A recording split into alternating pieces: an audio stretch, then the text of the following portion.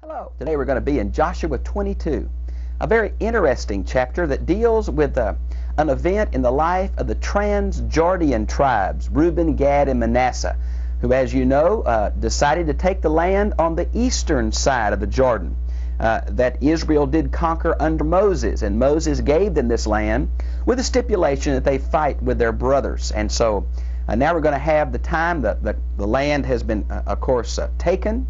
The major strongholds of Canaanite resistance have been broken.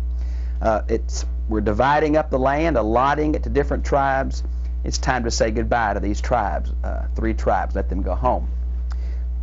Now Joshua summoned the Reubenites, the Gadites, and the half-tribe of Manasseh. This chapter kind of breaks down 1 through 8 is Joshua's farewell to them.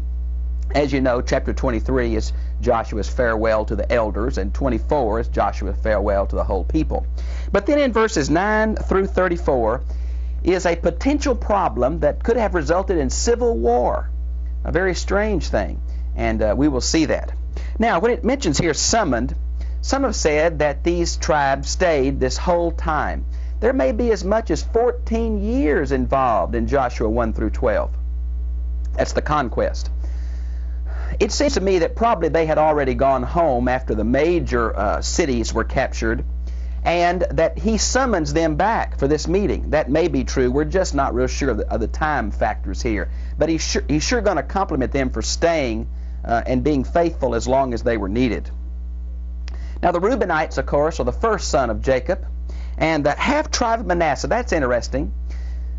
There's 2 possibilities for that. As you know, this is one of the sons of Joseph. And Joseph had 2 children, and they inherited equally.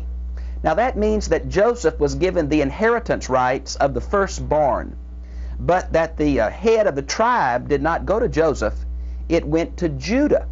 Now, of course, Reuben and Levi were involved in killing the people at Shechem, and of course Reuben was also involved in taking one of Jacob's concubines, and he was rejected from that. So he is the oldest son, but Manasseh is one of the sons of Joseph. So it can either mean the half-tribe, meaning it took Joseph's place, or, interesting enough, Manasseh has inheritance on both sides of the Jordan. And from the flow of the context, it seems that it means half-tribe, not in the sense of it was half of Joseph's inheritance, but half their brothers were on the other side. If you look at a map, and a map would be very helpful in the back of your Bible on the conquest of Joshua and the way the tribes divided. You can see Manasseh is on both sides. And he said to them, "You have kept all that Moses, the servant of the Lord, commanded you." Now, much of what Moses commanded them is kind of listed in Joshua chapter 3, verses 18 through 20. Notice the word servant of the Lord. That's that honorific title given to Moses that will not be given to Joshua until chapter 24, I believe verse 29, after his death. But they obeyed Moses. And then it says, "You have listened to me." They listened to Moses, they've listened to Joshua. And much of Joshua's words to them followed that of Moses, but it's recorded in Joshua chapter 1, verses 12 through 18. But what's interesting to me is at the bottom part of verse 3 it says, "You have kept the charge of the commandment of the Lord your God." Now, it seems the 3 here are identified as the same. As they listened to Moses, they listened to God. As they obeyed Joshua, they obeyed God. And that seems to be the thrust here of obeying the leaders and what they told them. Now, notice it mentions then in verse 3, "You have not forsaken your brother these many days."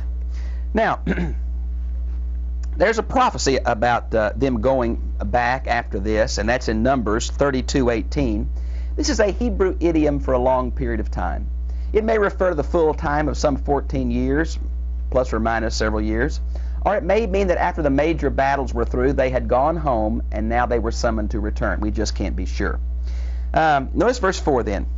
"And now the Lord your God has given you rest, has given rest to your brothers." Now this rest goes back, of course, to Joshua 1, where he said, "You've got to stay and fight until your brothers have rest as you do." So rest implies the settling of the promised land.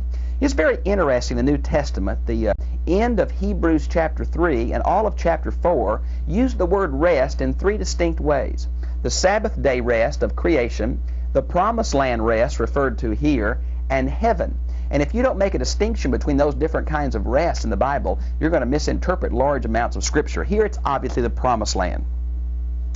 And he spoke to them, therefore, "Turn now and go to your tents." Now this This go to your tents is very interesting. This is obviously an ancient allusion back to the time of the wilderness wandering period when they lived in tents. And I'm sure for most of the conquest, they lived in tents. But you wonder if, since they'd been on the eastern side, their families and half of their fighting men at least had stayed with the families. I'm sure that they already entered into the cities of the Canaanites, which they had destroyed earlier under Moses. So is it just an ancient metaphor saying go back to your homes, or is the truth is they did not settle in these cities until after all the fighting men came back? We just can't be sure. To the land of your possession, which Moses, the servant of the Lord, gave you beyond the Jordan. Only be very careful too. Now watch verse 5. Verse 5 is a series of quotes from the book of Deuteronomy. Now it's very hard to give you all the places because these are major themes of the book of Deuteronomy. As I look at verse 5, it seems to be three double pairs. Here they are. Be very careful to observe the commandments of the law which Moses your servant, the servant of the Lord, commanded you, and to love the Lord your God. Now here's two. Observe. Be very careful to observe and love. There's one couplet. Here's the second one. Walk in his ways and keep his commands. Now here's the third one.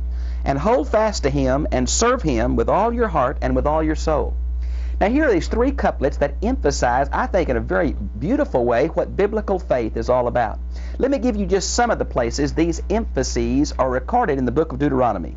Deuteronomy chapter 5, verse 32, Deuteronomy 6:5, Deuteronomy 10:12, Deuteronomy 11:13 and 22, and Deuteronomy 30, verse 6, verse 16, and verse 20. This Deuteronomic emphasis is very characteristic of the book of Joshua. Obviously, Joshua used the terminology of Moses, and obviously Moses had a copy, I think, of Deuteronomy, which means it's not written years later under the reign of Josiah in 621, as higher critical source scholarship says. I think that's a bunch of bull. Now, notice if you would these different aspects. Lifestyle here is referred to as walk with your Lord. The word way is very important. God gave them not just an experience, but a life to live. He gave them some things to do. Then also notice this aspect of hold fast to him. Notice the personal emphasis there. You know, we have the law of Moses, but we have a balance to them in the prophets. And the prophets emphasize this aspect of the motive being so important. It's a love for God that makes the law meaningful. And I think this hold fast to him. And then, of course, serve him. You might want to see Deuteronomy 6:5, very beautiful there. And also, with all your heart and with all your soul. The ideal here was your whole person. And I think that's such an important aspect because we try to divide life up into secular and sacred. But God wants all of our lives and all of our energies focused toward him. Now in verse 6, please. So Joshua blessed them. And, of course, this was very, very significant.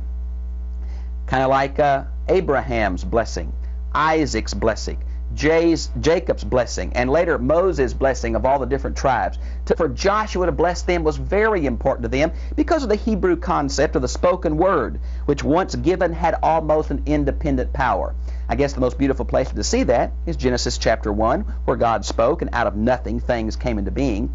And also maybe Isaiah chapter 55, verse 11, which says that my word does not go out from me void without accomplishing that which I purposed. And that's the concept here about the significance of Joshua's blessing on these tribes, the Trans-Jordan region. Then notice, if you would, beginning in verse 7.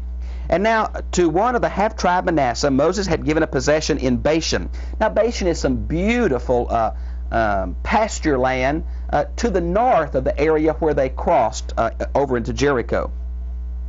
But to the other half, Joshua gave a possession among his brothers. Now in verse 7, it simply describes what we know from the rest of the account here, that there was half of Manasseh that lived with their brothers on the western side of Jordan and half on the eastern side. Look at verse 8. And he said to them, return to your tents with great riches. Now in verse 8, we have listed for us the three major sources of wealth in the Old Testament. Livestock, these metals, silver, gold, bronze, and iron, and clothing. Those are the three major sources. There is one more source that is not listed here, and that is foodstuffs like grain and the like. And notice it mentions something very unusual in verse 8, the soldiers that did not participate in the conquest themselves, or it may be that half of the brothers went originally, they went home, and the other half went. I'm not sure. but all of them were to divide the spoil equally that they took from the Canaanite cities. Now that tells me that the fact they could not take spoils, basically the livestock, the silver and gold, and the clothes, out of Jericho meant that Jericho was like the first fruits. What was in Jericho belonged to God, to show that all the cities and all the spoils of the land belonged to God. But after Jericho, the soldiers could take from the things of the Canaanites. Verse 9. And the sons of Reuben, the sons of Gad, and the half-tribe Manasseh returned home and departed from the sons of Israel at Shiloh, another one of the major cultic centers. Remember that it was Gilgal and Shiloh and the Bethel and Shechem. Those are all ancient holy sites before it seems that God finally chose Jerusalem to be the site that he would cause his name to dwell. Go to your land, to Gilead. Now Gilead is the most north. You heard of the balm of Gilead. It's a very fertile region, very beautiful place. To the land of their possession, which they had possessed, according to the command of the Lord through Moses. And go back to Deuteronomy chapter 3, 18 through 20 for that. And now we're beginning in verse 10, this very unusual account of a problem. And you would think there's such love between these tribes, but friends, they're ready to go to war over this, what they think is a major breach of fellowship. Now watch what's going to happen. When they came to the region of the Jordan, which is in the land of Canaan, the sons of Reuben and the sons of Gad and the half-tribe of Manasseh built an altar there by the Jordan, a large altar in appearance.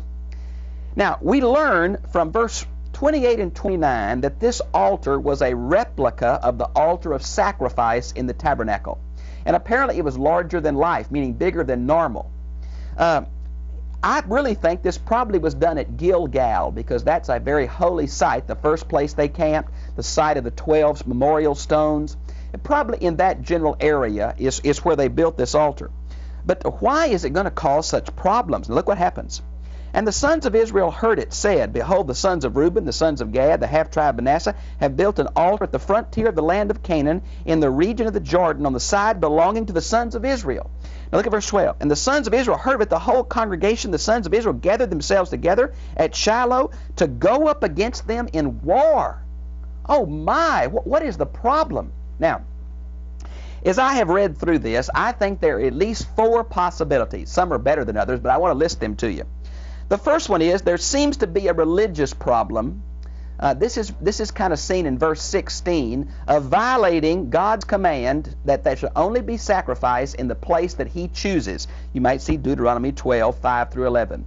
And the fact they built an alternate altar was a way of disregarding the word of Moses. That's number one, a religious infraction of the law of Moses. Number 2 is also possible. There was a territorial sense that they are building an altar on our land. If you look at verse 11, it mentions they built it on our side in our territory. And you can see something, apparently, of their little nervousness about they should have built it in their own land, not ours. Okay, that's a possibility. The third possibility is, and I think this is probably the best one, they feel like they're doing something against God, and that this is going to bring judgment of God on all of the tribes, because there's a sense of corporality among the children of God. And they're going to mention several things that happened. They're going to mention the Baal of Peor, which happened over in the Transjordan area during Moses' time. They're going to mention Achan's sin, which happened in Joshua chapter 7, as we studied. And this sense of corporate guilt is what they're worried about, that God's going to judge all of them because of the sins of this tribe, can be seen in verses 17 through 20. Now, the other thing I think is that they feel like they're going after other gods, or somehow being idolatrous, somehow offering a substitute or rival altar to Yahweh. And that is seen in verse 19. Now, I think probably the corporate sense they're going after other gods in some way, building an altar where they shouldn't, is the concept here. Then the sons of Israel sent to the sons of Reuben, the sons of Gad, and the half-tribe of Manasseh. By the way, you listen to me reading this and say, why does he mention that so often? Friends, this is a characteristic of Hebrew literature. We've seen it so often in the Pentateuch. It is not a sign of multiple authors, because multiple authors would have taken all this extraneous stuff out. It's a sign of its original, the fact that it has so much of that in there. Now, let's go on a little further. And notice who they're going to send. To the land of Gilead, that's the northern area, Phineas, the son of Eleazar, the priest. Now, Phineas is a very important person. We find him several times in the Bible, and he always seems to be very zealous for the purity of Israel's faith. The first time we see him is in the book of Numbers, chapter 25, verse 7. It's even alluded to down in verse 17, the Baal of Peor. Now, if you remember the account here, the sons of Israel on the plains of Moab, and that's where Balaam was hired to curse them, and Balaam said, I can't do it. But he told Barak, if you do this, you send your young women down into the camp, that Israel will curse themselves by their sexual perversion, and that's what they did. But when Phineas saw some of the Israelites taking these foreign women, he got a spear and went into a tent and killed them, and the Levites put their swords on and helped clean up this problem. And that's referred to, and that's the first time we hear his name. Now, even after this account, he's going to be heard from again in, let's see if I can find that. It's going to be Judges chapter 20, verse 28. There's going to be another terrible sin, and Phineas is going to be sent to clean it up. So you see, they sent the right guy.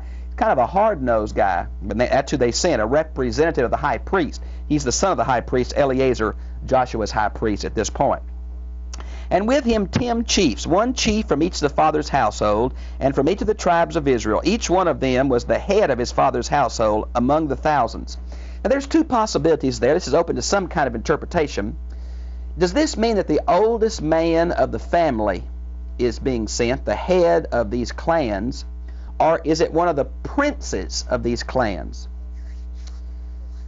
I don't know. The text itself is not clear, but it's a very important person, which shows the significance and seriousness of this delegation that's going to come. Now, it's very interesting to me as we look at the word among the thousands of Israel. There's been a terrible hair pull among Old Testament theologians about how many people came out of the Exodus and how many fighting men are there, and all of this. One of the problems we have in the numbers of the Old Testament is that some words have dual meanings. This is one of them. The word for thousands can also be interpreted as families.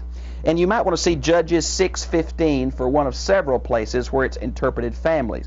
Now, if you go back to the Exodus and change the word thousands to families, we're not so sure it was as many millions as we think it could have been. And here's one of those discrepancies. This word thousand, the Romans used to use that. The word captain, the word centurion, basically means the leader of 1,000, leader of 100. So many times the countries of the ancient Near East used the numbers of people to describe military men, and here we use it for clans or tribes. And they came to the sons of Reuben, the sons of Gad, and the half-tribe Manasseh, to the land of Gilead, and they spoke to them, saying, Thus says the whole congregation. That was obvious, because here's a man from each tribe, and when it says each tribe, there must have been a representative there from the other group of Manasseh people, too. So it's the whole Israel gathered together. What is this unfaithful act which you've committed against the God of Israel, turning away from following the Lord? That's the word Yahweh, the covenant name for God. This day by building yourselves an altar to rebel against Yahweh this day. They're saying, what have you done? Have you built a rival to Shiloh? Are you trying to start your own tabernacle? Are you trying to offer sacrifice for yourselves without the priest? Oh, I want to tell you, this is serious. Look at verse 17. Is not the iniquity of Peor enough for us? Numbers 25, 1 through 13. From which we have not ceased, cleansed ourselves to this day, which means the results of that sin continued to plague the Israelis. Now look at this.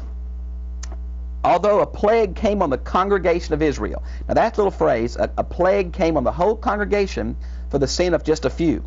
Look down at verse 18, the latter part. God will be angry with the whole congregation. Look down at verse 20. The wrath will fall on all the congregation of Israel. What they're saying is, you have done a sin, and we've got to correct it by either killing you or punishing you or something, or God's wrath will fall on all of us. Man, when these people heard what they're being accused of, they about croaked, because they said, listen, we didn't do that. That's not why we did it at all.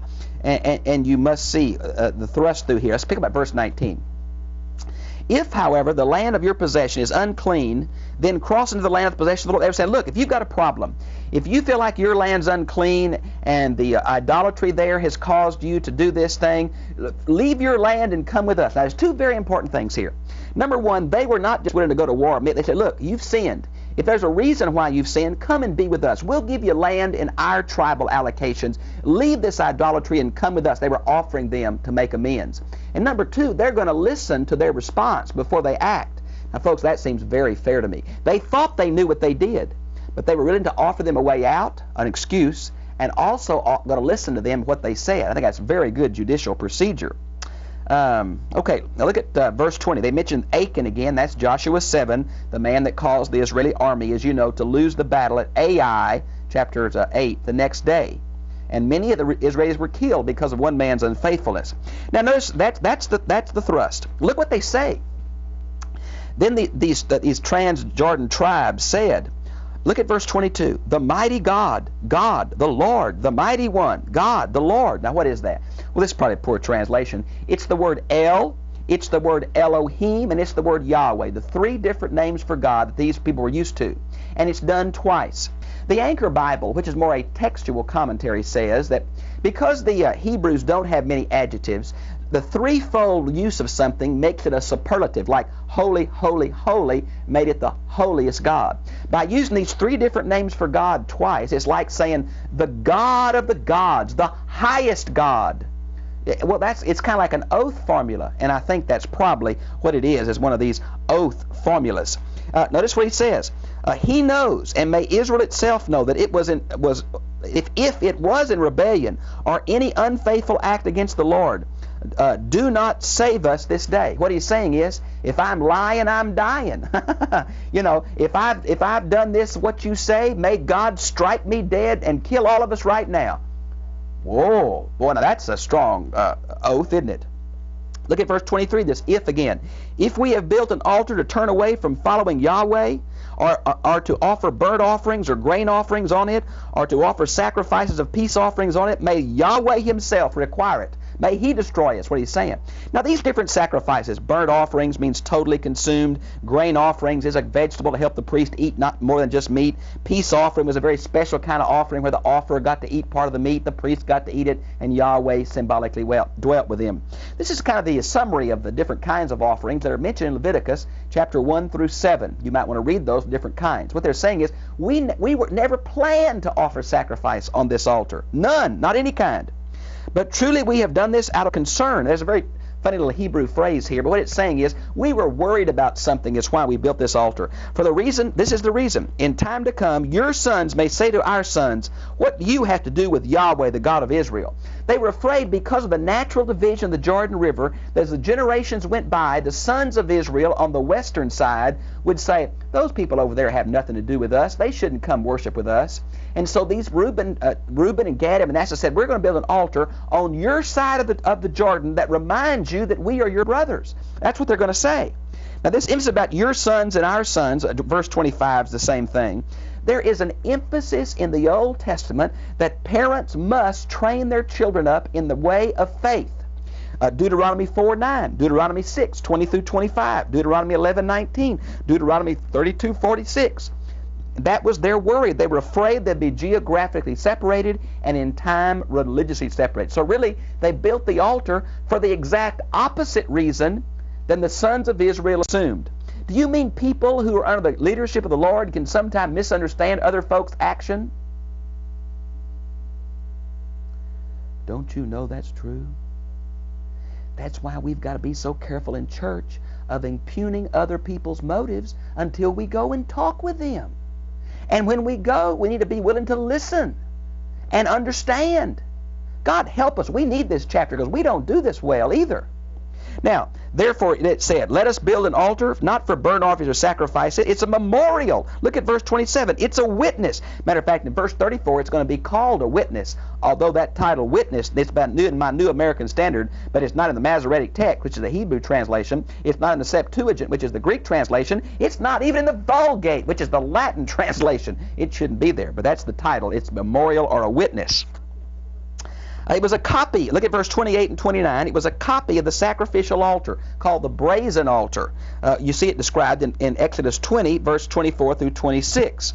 Notice that verse 29, far be it from me, or far be it from us.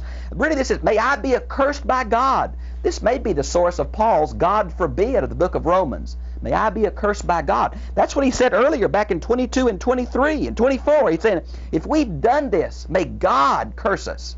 It's their way of saying, we didn't do this. Well, look at verse 30. Phineas says, I understand now.